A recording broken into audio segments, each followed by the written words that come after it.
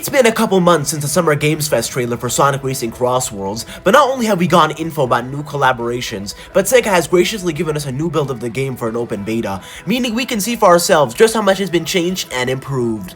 I've played the beta extensively for a couple hours, and I can safely say that not only did this heavily improve on the closed beta we got in February, but exceeded my expectations as an experience, to the point where I can see this being remembered as a legendary racer for years to come. So strap in and don't fall behind, as we got way too much Crossworlds to discuss. If you end up enjoying this video, make sure to like, comment, and subscribe. My goal is to reach 1,000 subscribers by the end of the year, and any help to get to that would mean so much to me. Before we properly get into the game, I want to briefly comment on Pac-Man being the 5th crossover character in the Season Pass, with a crossover with Sonic being in his new game Pac-Man World 2 Repack. And yeah, this is awesome. Pac-Man's a legendary character, and seeing him back in the limelight, in a racer, and with Sonic stuff appearing in his new game is so cool. I really do wonder who'll be the last crossover character, perhaps maybe a Fortnite tie-in, or maybe something crazy like a Nintendo IP with Mario appearing. That would be so funny. But you know what we're all here for, the actual game itself, and I have a lot of season thoughts, especially considering I recently just got a Switch 2 with Mario Kart World, and I've been playing a whole lot of that game.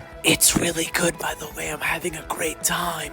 And so I have first-hand experience with both games, and I can safely judge Crossworlds in comparison, and I'm being dead serious, guys, when I say finding out which one is better is one of the hardest things I've ever had to do. First off, let's go over customization, as nothing really changed from the beta, which is a great thing. You can color nearly every hook and cranny of every vehicle in any way you want. You can add auras, change the horn, noise to put a graphic on it. I went with a red, blue, and yellow scheme for my ride to match Sonic, and I think it looks really cool.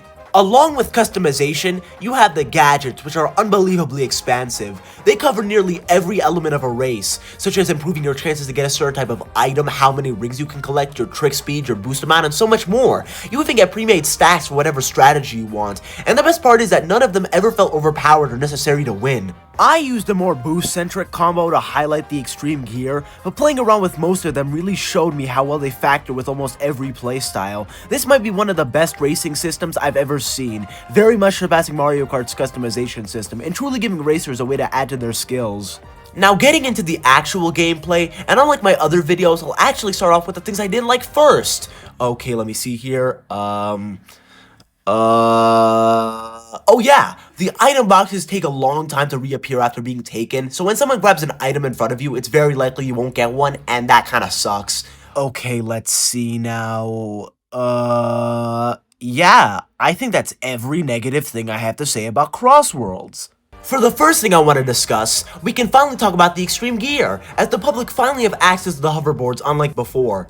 Every other car type is here, and for messing around they all feel pretty much the same, but I spent most of my time with the gear, as will most people I assume, and honestly, while it's not the same as Riders, as is pretty obvious, I do think it captures a very similar spirit with how skill-based it is. The boards are boost types, with them having much worse attributes than the cars in every way except for their boost, meaning players with cars have a much greater advantage, with them being much easier to use. This means that you not only have to master the level and memorize the sharp turns and pathways, but to take advantage of every opportunity you can to drift and boost, even sometimes making opportunities for yourself. The drift boost allows you to keep your meter filled, even when changing directions if you cancel and restart your drift fast enough, and this was an incredibly important strategy to figure out if you want to have as much boost as you can to get the edge. While there isn't too much depth, and certainly nowhere near as skill based as Riders, I think they did the best they could to make them feel different and more advanced, while still keeping it Crossworldsy. So after picking your character and vehicle of choice, you head to the Grand Prix, as we now come into the rival system. Every time you start a Grand Prix, you automatically get assigned a rival with a specific level of difficulty, though you can manually edit both options. Once getting into the match and experiencing the banter between characters, that rival will be your biggest obstacle in the race, being the best out of the pack. So the game incentivizes you playing at your best by giving you someone specific to aim and beat. I think this is a really cool system, sort of reminding me of local co-op, with you wanting to meet the person you're right next to. I actually want to take some time to truly appreciate the rival dialogue, as the level of effort shown by Sega to have a unique back and forth interaction for every pair of every character is absurdly large. Apparently there are over 5,000 voice lines. 5,000 that not only had to be written down but voiced. That is insane. Any other game would have had simple grunts or one type of interaction, but this level of genuine effort is really commendable. My only regret is that the other series characters don't get this luxury. I understand why. Having to check off every interaction with multiple parent companies would probably be too much of a task, but it's still really disappointing. I would have loved Sonic or Shadow talking to Miku, or Tails talking to SpongeBob. That would have been so cool.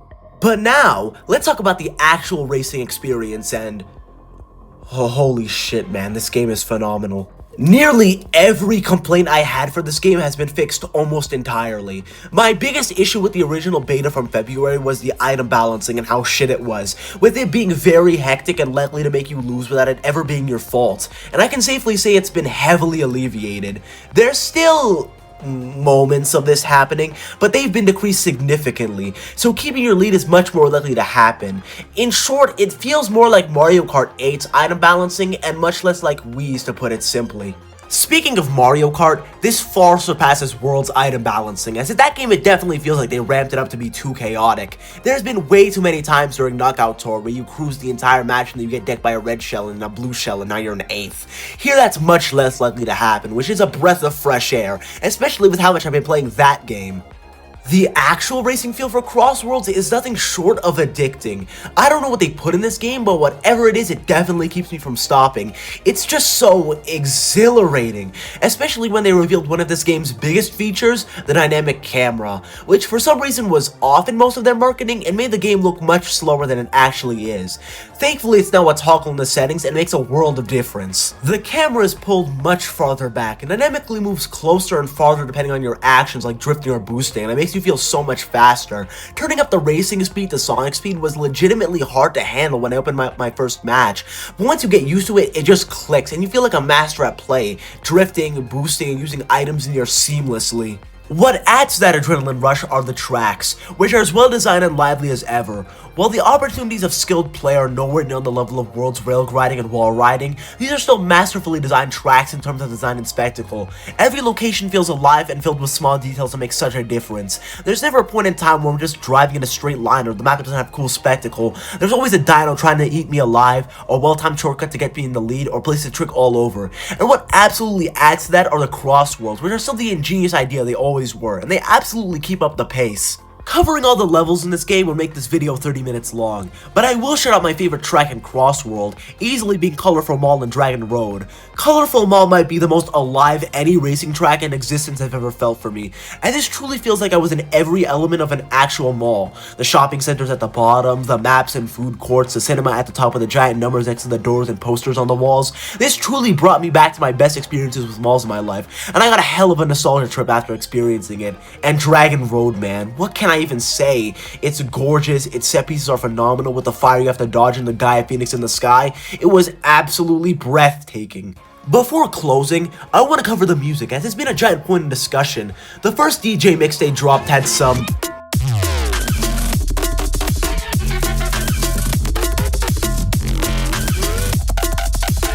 interesting choices for their remixes, and I originally was kind of worried it wouldn't keep up Sonic's historical music quality, but after playing the beta and hearing the new DJ mix, this game proved me so wrong, as most of this game's music tracks sound incredible, lively, upbeat, and funky. My favorites were Wonder Museum, Apatos, Kronos, and Rainbow Garden. After going through most of the experiences the open beta had to offer, it left me shocked beyond all compare. If they keep this level of quality in the final release with more surprises and improve on the already fantastic gameplay, this could absolutely be my favorite racer and the racer of the year, even surpassing Mario and Kirby's outings. I can't believe I'm saying this, but I'm going to pick this game up day one.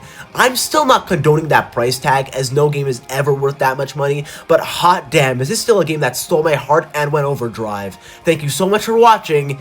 Hipster out.